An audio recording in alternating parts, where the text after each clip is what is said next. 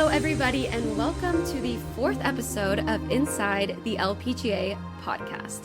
I'm Hope Barnett, a reporter and host for the LPGA Tour, and I just want to start off by saying thank you, everyone, so much for listening and for some of those who are watching, because it would not be possible without you guys. So keep sharing, keep engaging with us, because we love it. It is the week before the U.S. Women's Open, presented by Ally, and I am here with the Adam Stanley and the Emma Talley. Guys, how's it going? It's going great. Obviously, last week was at the Men's Major Championship, the PGA Championship, kind of a week unlike any other for me, I guess, but mostly some of the folks in the field. It was a week unlike any other for them, but happy to be back. We're off to the races. We got the U.S. Women's Open. It's cooking. I can't wait to see the venue. Can't wait to see who ends up winning this tournament. And I mean, we talked a couple weeks ago about the podcast kind of just into this summertime stretch, but we are firmly inside of it, and it's gonna be fun. It's gonna be a fun couple months. Emma, how are things going for you? I'm good. I'm actually in an off week myself. I didn't get into the U.S. Open, sadly, this year, but actually played Lancaster in 2015, which is pretty crazy. So I'm excited to get into that. I actually had a little girl that followed me around all week with Emma's fan club t-shirt. So that was like such a good memory to have in Lancaster. So I'm excited to talk about that. Excited to talk about Nelly and Hannah and just get on with it. But yeah, off week for me before I head to ShopRite in a couple weeks for the LPGA event. So exciting stuff. Very exciting. So Emma, you kind of mentioned what we're going to be talking about. Like you said, Nelly Korda, who's doing absolutely insane things on the LPGA Tour, and Hannah Green, who is also doing insane things, but somehow Nelly is outshining her, which is crazy. But we will get to all of that in a minute. First things first, we have to talk about our Sleigh of the week. Adam, you kick us off. Big personal Sleigh. I just got a very nice email. I got some exciting kind of tourism projects that I'm going to be working on this summer in Nova Scotia, which is in the eastern part of Canada. So I'm going to be there for a couple days at the very beginning of July, and then another couple days, kind of the third week of July. Going to be playing some golf, eating some food, talking about my experience for a couple of projects and videos and some really exciting stuff this summer. So I'm very pumped. So stay tuned for that effort in a couple months' time, and for the second trip, I get to bring my family out there to just north of Halifax in Nova Scotia. So I'm very pumped for our little summertime trip and summertime work. So it should be fun. Yeah, congratulations! That's awesome. Thank you, Emma. What's Emma? Okay, my Sleigh of the week. You know, I've talked about this before, but it's a grind on the LPGA Tour. So my husband is a caddy on the LPGA Tour, like I've said before. So our lives are just very, very busy, and he's from New Zealand, so our off seasons are always booked. So we decided we were going to take our first trip outside of family and golf, and we took it this past few days out. Literally, it was in the middle of nowhere. It looked amazing, though. It's glamping. I've never been glamping. I definitely have been camping, and it's not really my thing, but glamping is my thing. It was great just to have like a couple days where we could just think and be together and basically not have your phones and like technology. Mm-hmm. So it was great to just kind of unwind for a couple days. He's doing a lot right now. He's got a lot on his plate. I've got a lot on my plate. So it was great just to kind of be and realize, like, sometimes in life we just need to like have a moment. And that was my moment. It was great. Very cool trip. Just be, I think, is a great line. Sometimes you just gotta be. It's great. Yeah, it's gonna be our new tagline. Yeah, instead of just do it, it's like just sit down for like a minute. Just chill. Life's hard. So yeah, I'm excited. It was great. What's your Sleigh, girl? Well, my Sleigh, first of all, I want to book that place that you stayed at because it looks incredible, and yeah, I'm probably going to book it at some point for this year because I want to do that. But it's called Bolt Farm Treehouse, if anyone's wondering. It's so good. So fun. And it's so cute. Shout out. I also was, how do I say this? I was just chilling. You just bead. Yeah. I just bead. Yeah. I was like, how do I use this in this terminology?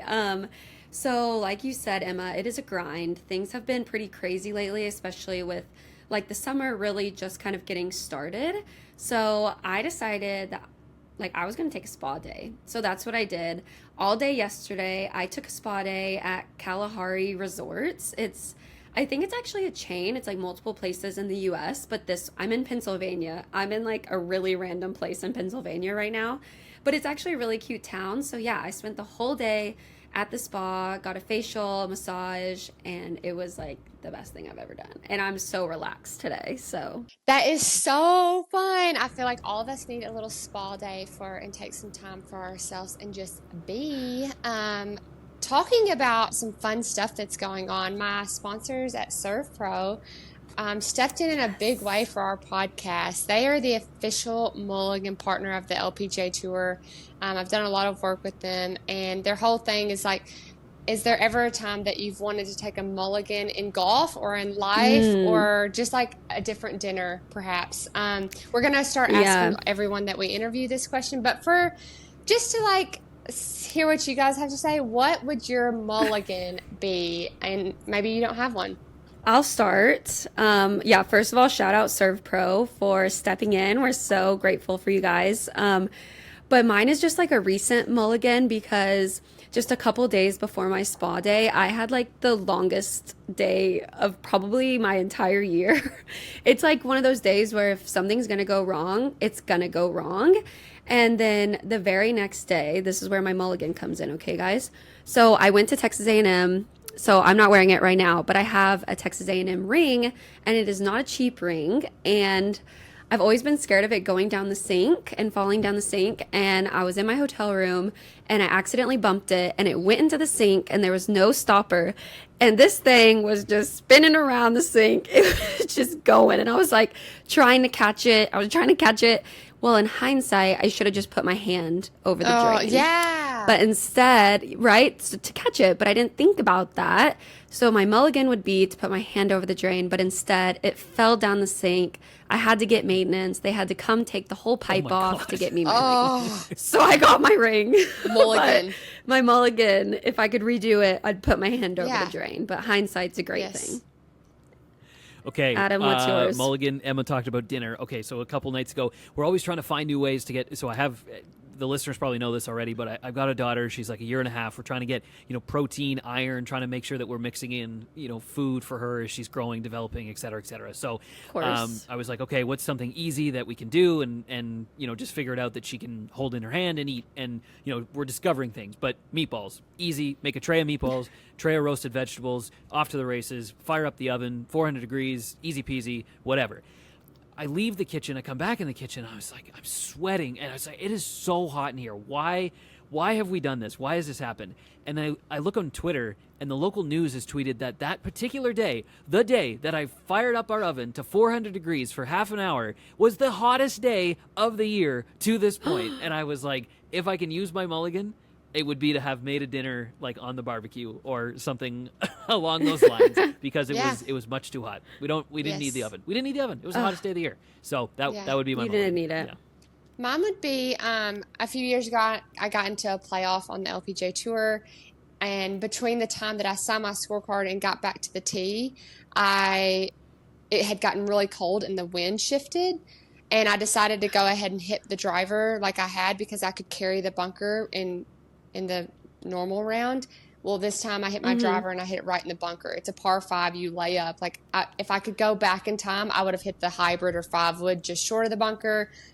And then I probably would have won because we actually both hit it in the bunker. And like if I would have made par, I would have won. So that kind of stinks. But that would be my mulligan. I would love to take a mulligan on that tee shot. So anyways, I don't think anyone is needing a mulligan named Nelly Korda though. Just saying. No.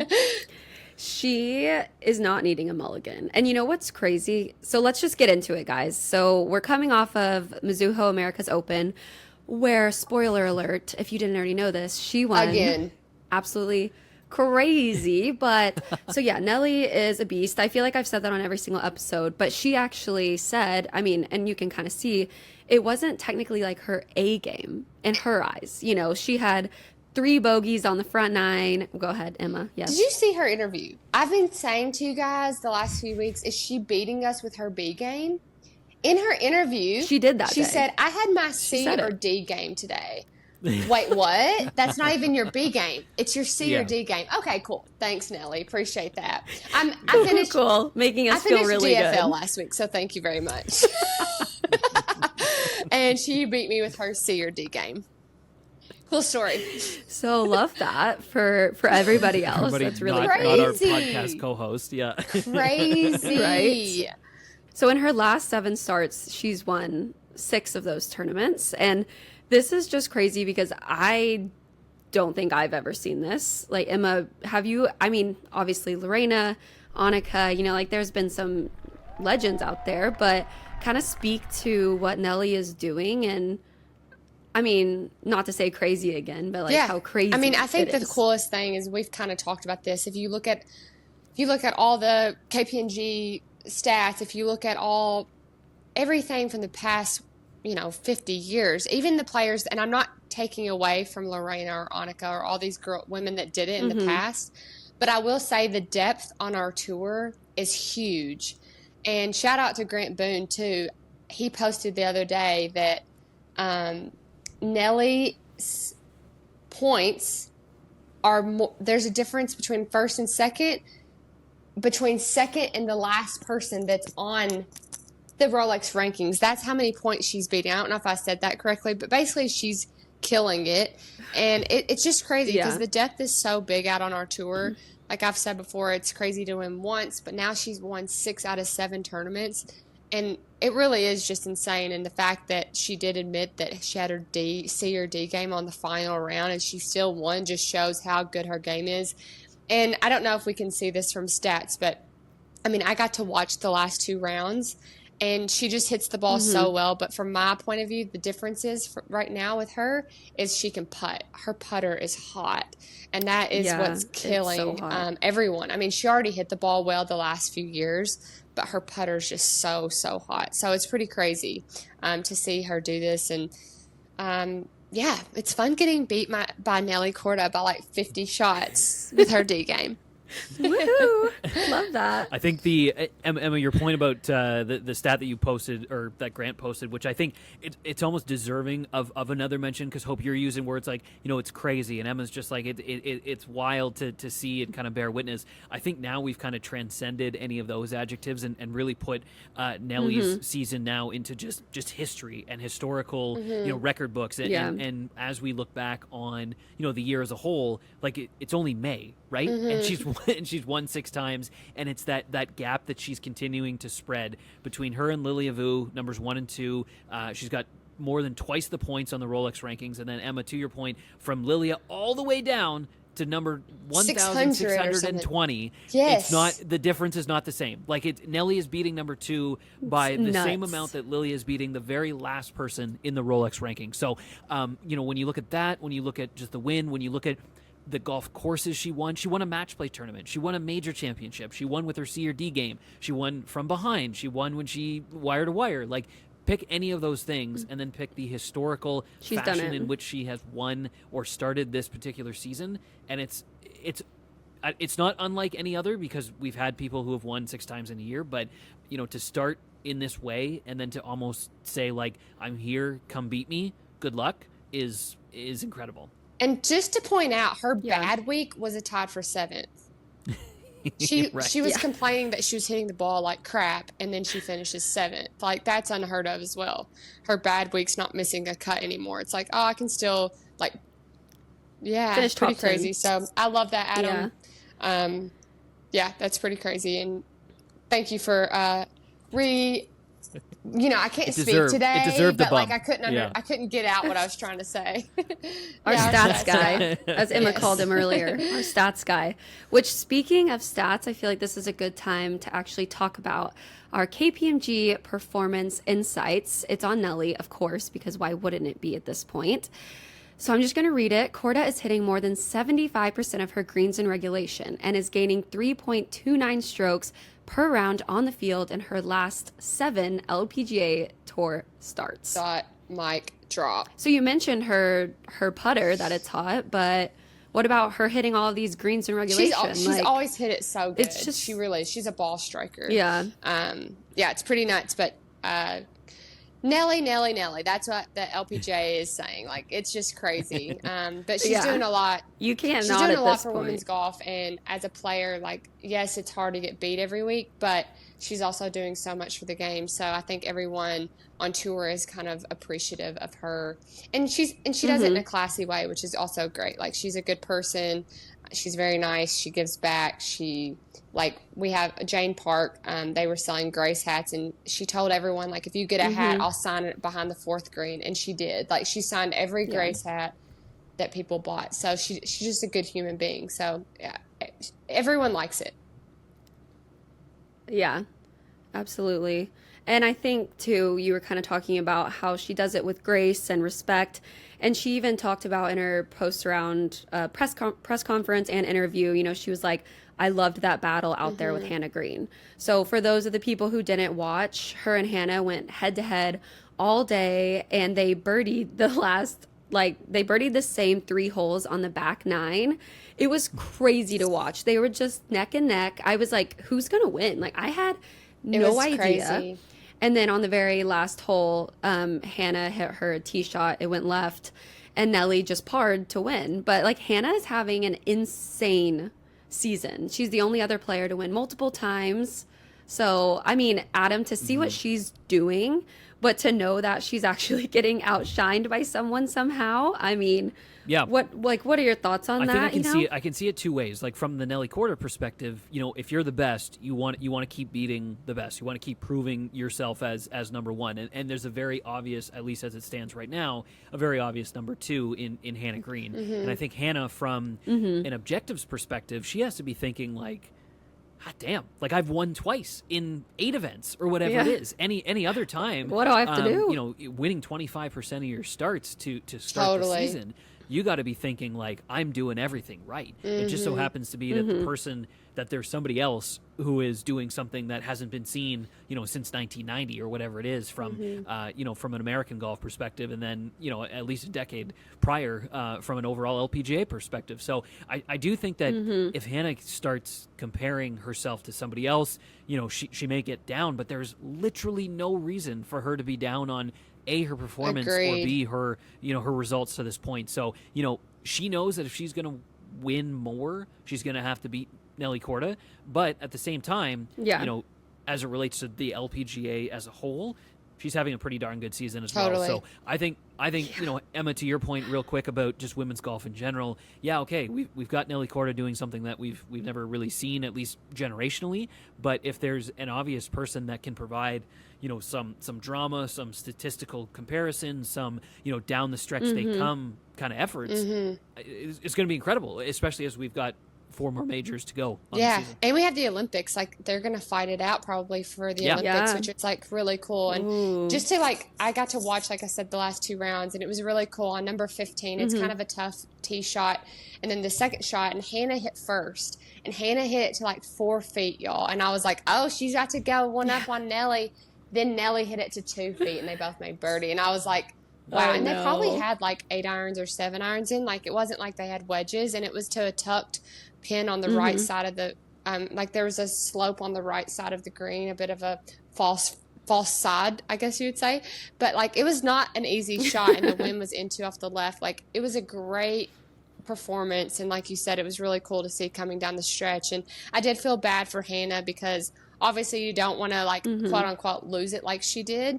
You know, she had a kind of a crappy tee shot left, and then I don't really know what happened on the second shot, but then she hit an awesome chip shot. I don't know if you guys saw it, but she had this awesome chip shot, and it got up to the hill. The pin position was kind of crazy, and it rolled back. It was probably 5 feet, and then it rolled down the hill to, like, 10 feet, and she missed the putt. But it was kind of like, but she, like you said, I mean, she is playing so well right now, and I feel like not a lot of people are giving her enough credit, because she's, like you said, she's won 25% of her tournaments, and that is that's uncalled. That's, like, if Nelly wasn't doing her thing, everyone would be talking about Hannah Green at the moment. But because of Nelly, it's getting outshined. But she's having a great year. Yeah. Yeah, hope real quick, and then we're going to keep moving on. Obviously, it's a major week. We've got to get excited. I think, Emma, just to kind of put a pin on your conversation about Hannah and her season, scoring average, she's number 2 behind Nelly Korda. I'm going to pull out some stats, but she's number 2. She's only a half a stroke behind Nelly Korda in scoring average for the season up to this point. And then greens and regulation, she's 3rd and Nelly's 1st. So when you look at, just the way that she's doing it, like they're pretty much neck and neck. It just so happens to be that Nelly has managed to take a handful more events across the finish line than Hannah. But I think as we are looking ahead to the balance of the season, the big events, the Olympic Games as well, when it comes to spotlight on Olympic golf, imagine if Hannah wins 2 more times or something like that before the Olympics, right? And we've got a 6-time winner and a 4-time winner. Nuts. And we're going to go on this big time Olympic stage. Hope back to you, but as it relates to just women's golf in general, dream scenario. This is super exciting. Oh, this is amazing. I honestly couldn't have drawn it up better myself. I mean, seriously, when I started at the LPGA like 4 years ago, I have seen crazy growth even since then, which has been really amazing to witness, and to have like 2 people doing what they're doing now, Nelly and Hannah. I mean, I think it's just incredible. And to see, we've talked about this in past episodes, but to see women's sports kind of having like their full moment, and I love it, so pretty cool. But I want to move on to the US Women's Open because it is the second major of the year. We are returning to Lancaster. I'm going to get eaten alive if I say Lancaster here in Pennsylvania. Lancaster. I feel like that's just like my accent just barely coming out. But so yeah, we're back here in Pennsylvania. We were here in 2015 where Inji Chun won, and we'll get into that in a minute because she has been incredible since she won that tournament, really involved in the community. But a good little tie-in from Nelly and Hannah that I just want to quickly mention. Nelly in her post-round press conference said that this is one she really wants to win. And she said she's really put a lot of pressure on herself in the past just because she wants to win it so bad. But her first ever tournament she played in, or that she said, was the 2013 US Women's Open. And that's when she realized that this was something that could happen. And then Hannah was actually at the tournament in 2015 in Lancaster, and she was watching Kari Webb outside the ropes. And so she's returning, but she's actually going to be playing with this crazy run that she's on. So with all of that being said, I feel like they might actually be putting a lot of pressure on themselves. So Emma, coming from a player's perspective, how hard is it to go into a week that you really care about and to look what I did calm last week. I mean, that week was really important to me, and I failed. And I hate to call it a failure, but it's just, that's life. But I think you just have to take a step back. What they're doing in golf right now, they obviously have their games in tip-top shape. And I think that you just have to play one shot at a time, as cliche as that sounds. It's like a major week, you really have to, my husband always says, all you have to do is concentrate for 20 seconds at a time. And it's true. Like, sometimes you work yourself up to like moments and you think too far ahead, or you think in the past, but golf is really about staying where your feet are and being where you are in the moment. I think especially major championships, you can really get ahead of yourself because the courses are so hard that anything can change at a drop of a hat. You make a double or a triple, you put yourself in a bad position off the tee. So I just think you just have to stick to your game plan and just one shot at a time, as cliche as that sounds, but it's just true during major weeks. Yeah. And obviously defending this week is American Alison Corpuz, and thankfully we get to catch up with her, so let's toss to that interview. All right, guys, I'm so excited for Alison Corpuz to join us. Alison, first of all, thank you so much for getting on and doing this with us. Of course, thanks for having me. Yeah, no, I think we should just get right to it. Obviously, it is US Women's Open week. You won this tournament last year at Pebble Beach. Absolutely insane. I honestly remember that week like it was yesterday. I remember seeing you come down 18. It was so cool. But is it kind of crazy that we're almost a year out now and you're defending your first LPGA Tour win and a major at that? Yeah, I mean, like you said, sometimes it feels like it just happened yesterday. Sometimes I kind of just wake up and I'm like, did that really happen? Even still like a year removed. But no, I'm really, really excited for the week. I was out at Lancaster for the media week like about a month ago, and back now, and yeah, looking forward to the week. It's going to be a really good one. Yeah.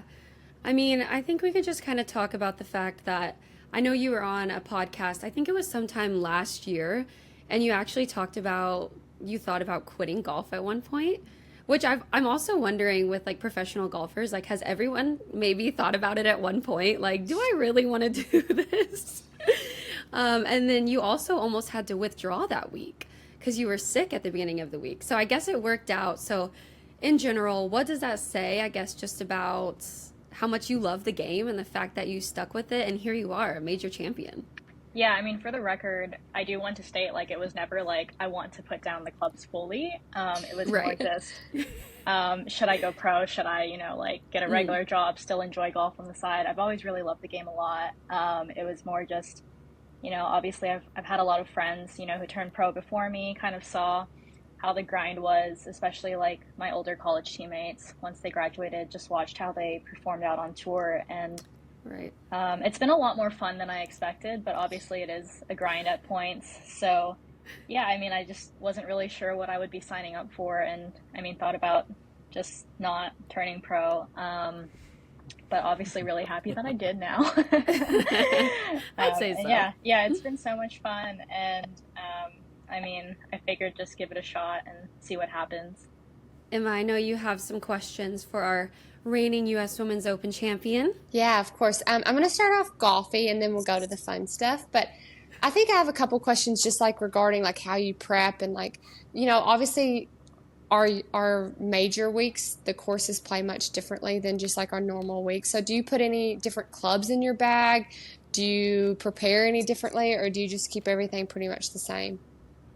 I try to keep everything pretty much the same. I'm not too much of an equipment changer in general.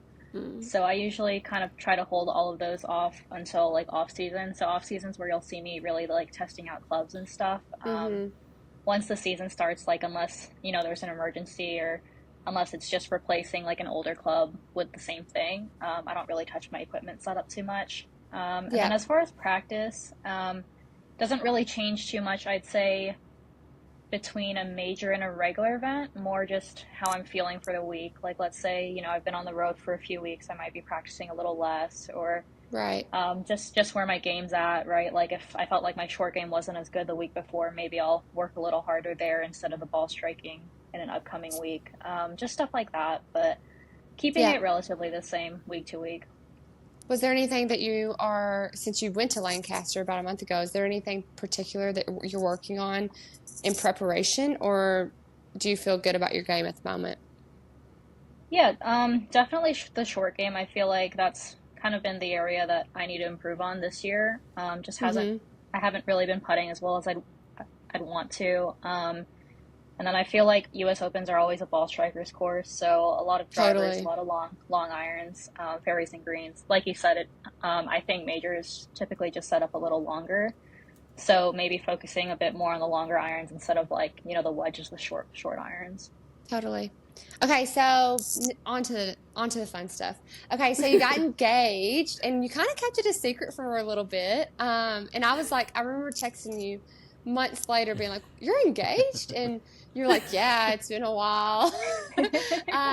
So like, how's the wedding planning going? Do you have a date set? What's going on? Have you picked out a dress? Or I feel like your vibe is really chill. So like, I could see you being like, I'm not going to do one. Yeah, no, we have not started planning at all. I mean, I told him this is kind of an off-season project, I think.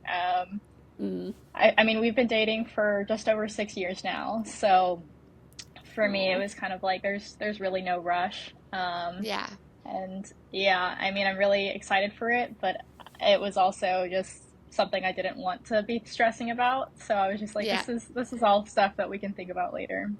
Yeah, and you got engaged in the off season, so it's sometimes hard because like you want to celebrate that, and then all of a sudden it's the season, and it's like you said, it's a grind, and you don't have time to plan anything, and so then obviously like wait till the next off season kind of thing. I think that's pretty common like on the LPGA Tour. It's just too hard to do everything, and you really have to like prioritize what you want to do in the off weeks and stuff. So kudos to you, because I know that planning a wedding is super fun, but it is a bit hard when you're not present. And then, so I know you're pretty chill. I know you're a nap taker. I've heard about your naps from the LPGA world.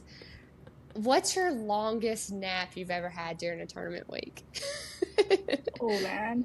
I mean, is that true? Yes, I'm a big Okay. napper. I didn't know this. But I also don't Loves a drink nap. coffee, so caffeine hits me really hard. So that's what I try to explain to Jay is like I'm offsetting it with the Yeah. naps. Yeah. Usually they're pretty short, just like 45 minutes, an hour. Oh, But there have been times where I've like, forgotten to set an alarm or something, and like I want to say 2.5, 3. oh, that's a good one. You went into your REM cycle on that one. Yeah. I try not to do that because it does mess up my sleep for like the actual night. Yeah. But it happens every once in a while. Yeah. And I feel like, too, I mean, tell me if I'm wrong, but I feel like most of the time I see you doing all your practice in the morning. So, like, it makes sense that you want, like, a 45-minute nap. Like, I feel like you're always out there super early, right? Yeah, I try to do most of my prep really early. I just feel like the course is a lot less busy then. Totally, yeah. So what do you do, like, in an off week? Like, this past week, you obviously, like, had some time off. Are you a book reader? I feel like I've talked to you before. You're not really a TV show kind of girl, are you? Are you more of a bookie? Are you a nerd? A bookie. Yeah, I read a ton, that, and then just kind of hang out. I actually just moved to Vegas, so been I doing was a lot going of to ask you. Yep. So just got the blinds installed yesterday. Been doing a lot of Nice. just been doing a lot of home projects Big moves. recently. But Nice. yeah, just Are take it you- easy. Sorry. Are go you ahead. gonna like? No, I'm like interrupting you. Are you like a interior designer? Are you getting someone to help you? What's your go-to style of home decor? I think I'm gonna take it slow and do it on my own. I'm not an Nice. interior designer, but That's not your whatever side happens, hustle? happens. Okay, so we have a new sponsor this week. It's dropping this week, and it's my sponsor, Surf Pro, and they're the official Mulligan of the LPGA Tour. And so my question to you is, if you had a mulligan in life, in golf, in like what you had for dinner last night, what would your mulligan be, Allison? I think I'm a little superstitious, and I'm one of those people where it's like everything I've done has gotten me here. I don't know if I would change anything. There's definitely a few like I said, like I'm not an equipment tester. There's been times in the past where I've tried to do that and it just didn't work out. There's maybe a few times where I would have gone back and said like, hey, like don't try to do this. Like just stick with what you've been doing. Yeah. Stick with what works. But no, I mean, pretty happy with where I am, both in golf and in life. That's awesome. Joy, peace. Okay, one more question for me, and then I'm turning it over to Adam. Since you're a Vegas girly now, do you like roulette? Do you like what's your game of choice? I'm not Are a you- gambler at all. Just a little, Like slot Quick machine? poll. Like will you put like $20 in a slot machine? I have gone on the slots before, and I think that's the only thing. I like blackjack. Nice. There we go. But, There we go. Yeah, but in general, not a huge gambler. Is your fiance? No, not at all. Okay. Well, good luck on the slots. Dollar slots. Good luck. I hope you win the $1 million. My mom just won like $4,000. Or no. Oh my gosh, I think it was like, congratulations. I don't think it was 4,000. I think it was like 1,600 now that I'm saying that out loud. Oh, But she only put like $1 or something like crazy, like $5 in a slot machine, won 1,600. So it is possible, fellas. It is possible. Okay, Adam. Very, very quick, Allison. I think you're sticking to winning money by playing golf tournaments, so that is probably the best thing moving forward. it's worked all right. It has worked out just fine, especially obviously last year at the U.S. Women's Open at Pebble Beach. Do you ever, after that win happened, do you ever kind of zoom out and think like, wow, like of all of the people that have won events at Pebble Beach, my name is on that list. Like, how cool was that moment for you? Yeah, I mean, I think it's just been awesome. I mean, now that it's been almost a year, just I mean, I have a lot of friends who have gone out to Pebble and just send me pictures of, my pictures up in the tap room. And I mean, the plaque on like the Walk of Champions wasn't completed when I was there, so they've sent me pictures of that, and it's just been really awesome. I mean, just even the trophy, like being able to bring it to my family, like have everyone hold it and take pictures. Yeah, it's been really special. I love that. Speaking of special, our segment is called Instagram Investigation. I think we're kind of still workshopping that title, but we found a fabulous throwback photo on your Instagram. There's Morgan Pressel and yourself. I think this has got to be almost 5 years ago now, maybe 4 or 5. A very, very, very young Allison. But tell us all about this particular photo and that moment, and maybe what Morgan Pressel's meant to you. Yeah, so I think I'm like 6 or 7 in that picture. Oh. And so I actually posted it. I don't know if you've seen the second picture, but that's from the US Women's Open in 2020. There it is. Yeah. Aww. So love that. So anyway, so the young picture is me and my brother and Morgan. We were just out at the LPGA event in Hawaii growing up, and I mean, she spent so much time with us just signing everything we had. And I just remember thinking like she was so cool. And yeah, I mean, could not have been any sweeter to me and my brother. And then just looked up to her, I think, from that moment. And then just saw her chipping at the chipping green in 2020, and was just like, hey, like I have this picture from a really long time ago. Like, Aww. I don't have it on me right now, but I'd love to take like another picture with you. Love it. Oh, that's cute. So yeah, so then she was just like, okay, like post, like send me the old picture, like I'd love to see it. So we took that picture, and then yeah, so that's how that post came up. And then now, I mean, I'm really grateful to, like consider her a friend and a mentor. I mean, what she's done for, I mean, Solheim Cup assistant captain last year, this year, and she's just so amazing. I mean, even on the broadcast, she just brings so much insight, and I just love hearing how she would like approach situations as a golfer herself. And yeah, I mean, I just have so much respect for Morgan. Very cool. Well, what a moment. What a photo. What a throwback. Absolutely loved it. So thanks Can we bring up thanks one for more? taking us down memory lane. Can we do Yeah, one of more, course. Adam? I really want to see the other one of like her crazy outfit. Can we please I do love that that one? one though. Okay, let me try to track We're it gonna down. do one more because like We had to, we because there was basically- one where you had won a trophy that was a gigantic sandal, so that was going to be one that we were going to pull up. But this is the one that Emma's talking about. I think gotta a hear graduation maybe of some kind. Yeah, That's that's high school amazing. graduation. you Yeah, got Chips Yeah. Ahoy on your Chips belt. Ahoy, and it's truly and it's incredible. And we got to know what's the backstory.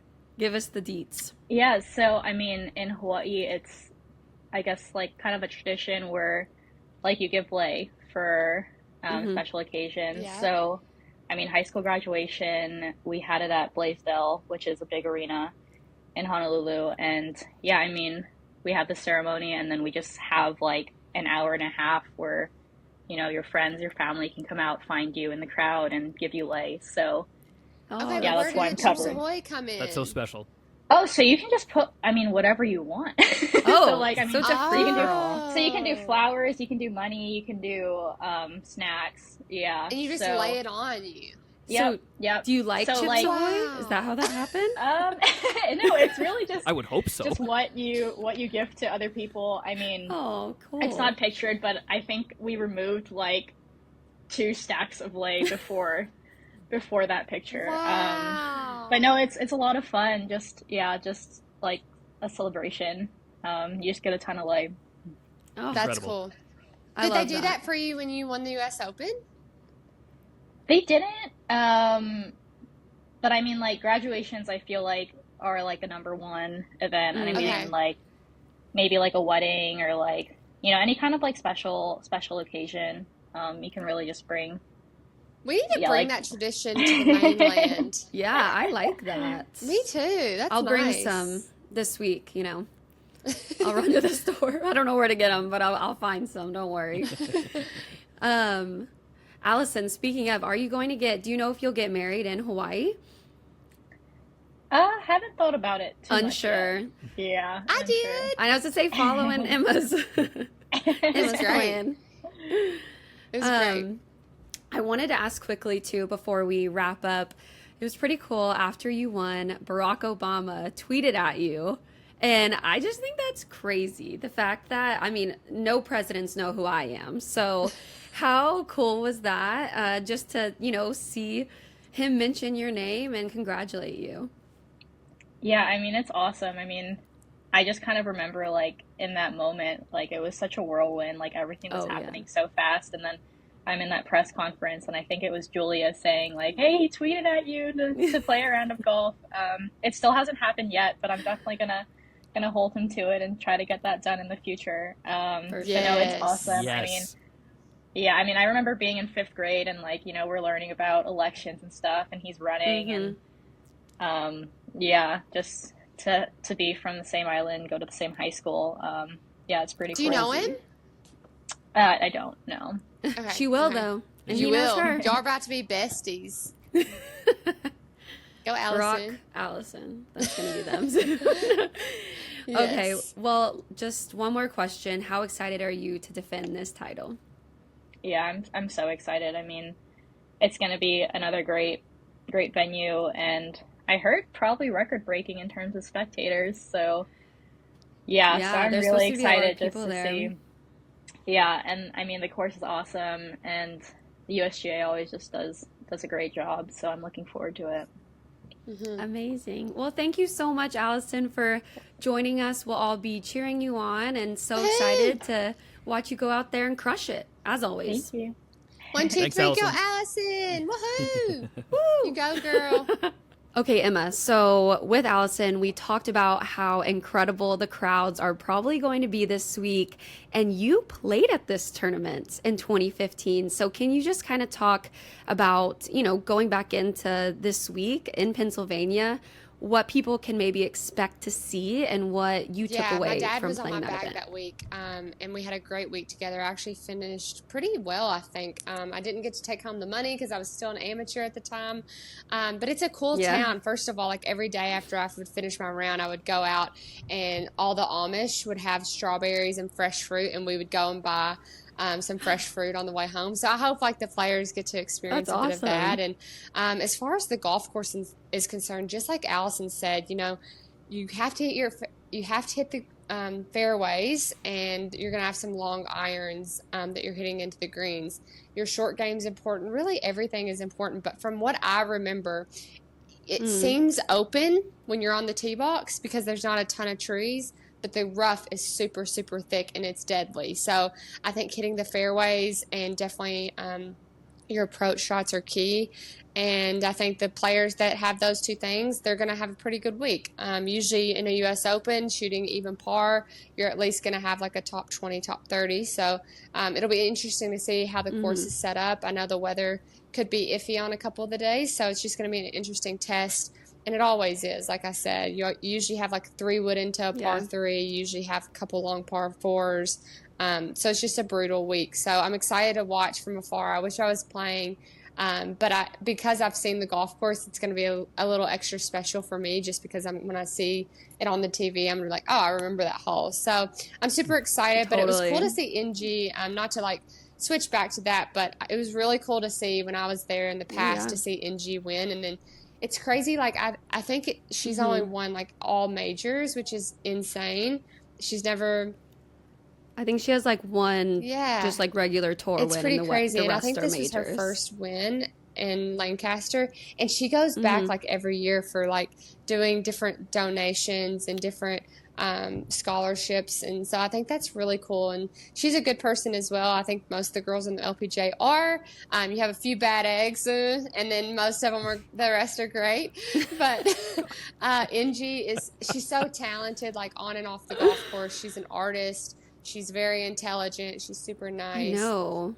So I'm excited to see her play as well because, like, we can't forget about her. She's a great player.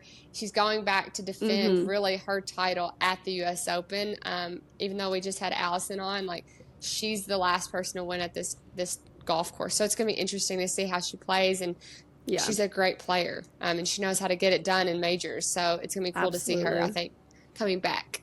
Yeah, I think it's going to be awesome. I think it's a Good week coming up, and I can't believe it's already the second major of the year. I feel like Chevron just happened, but before we close out, we have to go in to our quick nine. So for those people who have been listening, we do a quick nine every week, and we all have 3 things that we just briefly touch on. So I will start, you guys. I want to talk about Lydia Ko. Obviously, we have to talk about Lydia Ko. She is still just a couple points away, or 1 point away, sorry, from getting into the LPGA Hall of Fame. So if she wins this week, I mean, talk about a crazy moment, winning the U.S. Women's Open and then getting into the Hall of Fame. And next up is Atthaya Thitikul. Obviously, she has been playing really well. She didn't play the first part of the season because of an injury, but since she's come back, she's been playing really well. So I think she's going to be someone to keep an eye on this week at the second major of the year.